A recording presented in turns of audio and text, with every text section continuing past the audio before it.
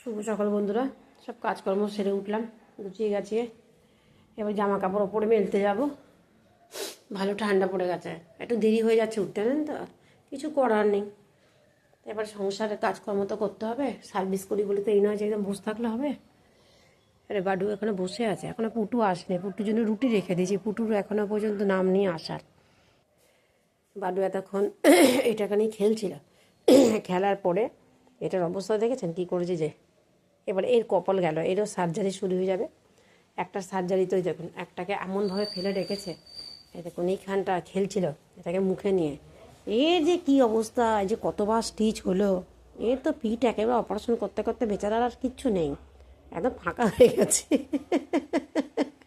এই কপাল খুব খারাপ হয়েছে। এই যে আমার সোনা বাবা বসে আছে, আমার বাড়ির সোনা, আমার প্রাণ, সোনা বাবাই তাই লক্ষ্মী বাবা।